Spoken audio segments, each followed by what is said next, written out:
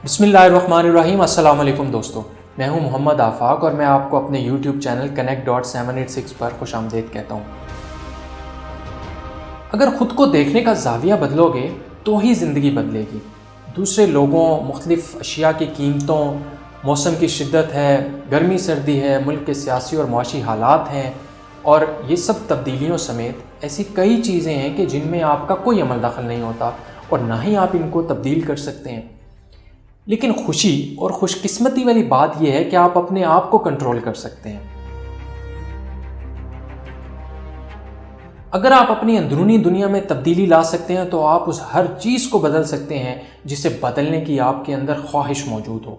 इस बात पर यकीन करना मुश्किल लगता है कि अपने रवैये और ख़यालात को बदलकर आप सेहतमंद, अक्लमंद और दौलतमंद बन सकते हैं।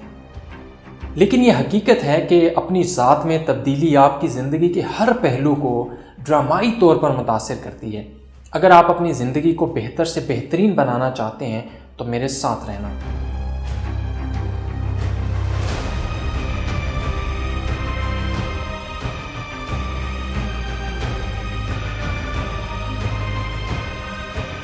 आप नाकामी को कैसे देखते हैं?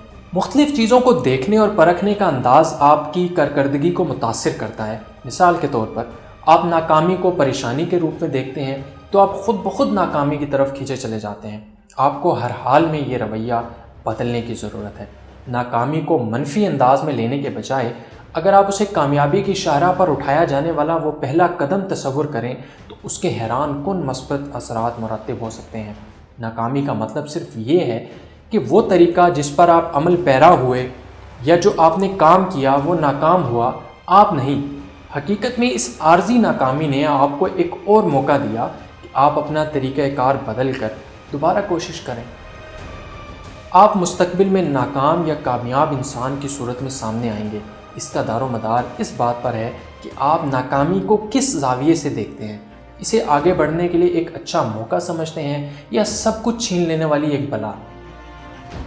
आपकी अक़दार की झलक आपकी ज़िंदगी में कामयाबी और नाकामी की सूरत में सामने आती है। आप जैसी अक़दार पालते हैं वैसा ही किरदार आपका बन जाता है। फ़र्ज़ करें एक इंसान आज़ादी पसंद है, मुहिमजोई और हिम्मत वाली इक़दार पर अमल पैरा रहता है तो वो इन्हीं शोबाए ज़िंदगी में नाम बनाएगा।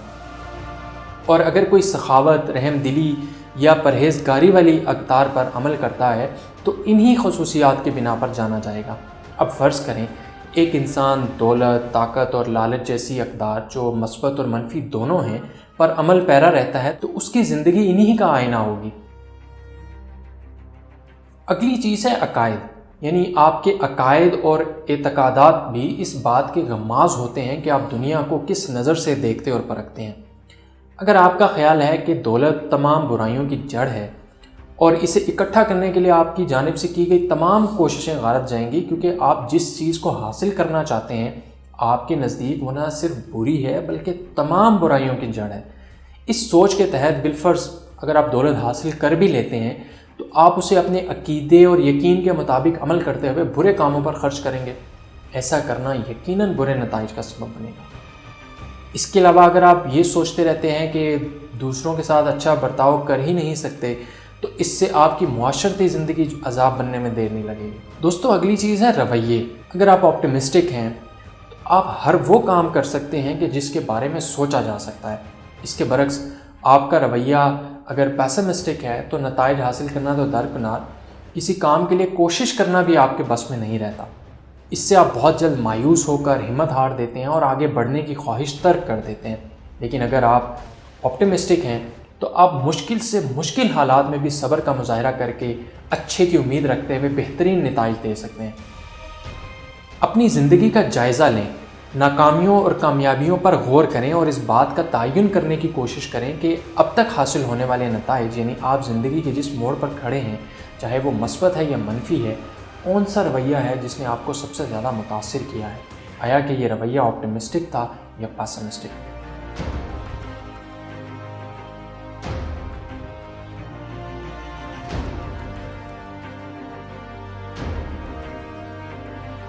दोस्तों इजहार तशक्कुर, अगर आप इस बात पर गौर करें कि आपके पास क्या क्या मौजूद है تو آپ یقیناً اپنی زندگی میں پیش آنے والے مثبت واقعات یا خود کو حاصل نعمتوں پر خوش ہوں گے۔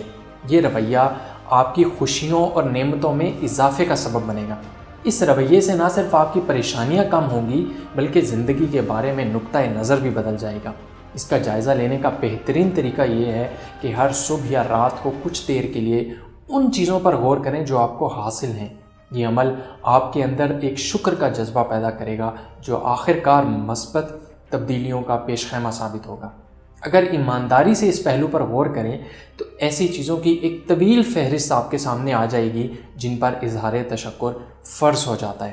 یاد رکھیں، جس انسان کے پاس اپنی زندگی میں موجود نعمتوں اور مثبت پہلوؤں پر شکر ادا کرنے کی وجہ ہو وہ کبھی ناکام نہیں ہو سکتا، کیونکہ فطرت کا اصول ہے کہ جس نعمت پر شکر ادا کیا جائے قدرت اس میں اضافہ کر دیتی ہے۔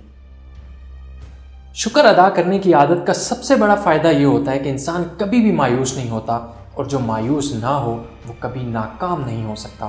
امید اس کے لیے آگے بڑھنے کی ایسی راہیں کھول دیتی ہے جو اسے منزل تک لے جاتی ہے۔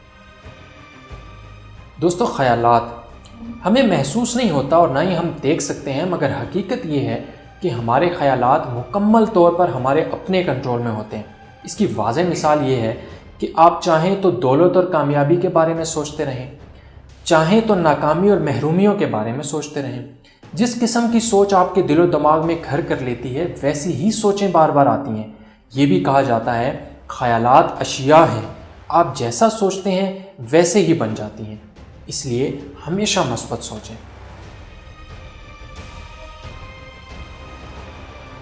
اگر آپ منفی خیالات میں محو رہتے ہیں تو آپ کے نتائج بھی ویسے ہی ہوں گے، اس لیے اگر سوچنا ہی ہے تو مثبت سوچ لیں، کیونکہ مثبت سوچ ہی کامیابی کی ضامن ہے۔ اس لیے ضروری ہے کہ آپ اپنی سوچوں کا جائزہ لیں اور ہر حال میں مثبت سوچ کی عادت ڈالیں۔ میں یہاں آپ سے واصف علی واصف صاحب کا ایک وہ مشہور زمانہ ان کا قول ہے کہ انسان کی پریشانی اس کے حالات سے نہیں، اس کے خیالات سے آتی ہے۔ اگر آپ حالات کی وجہ سے پریشان ہیں تو آپ مثبت سوچنا شروع کر دیں۔ ہر روز خود سے جنگ کرنے سے یہ بہتر ہے کہ خود کو اندر سے بدل لیں، کیونکہ اندرونی تبدیلی ہی بیرونی تبدیلی کا باعث بنے گی۔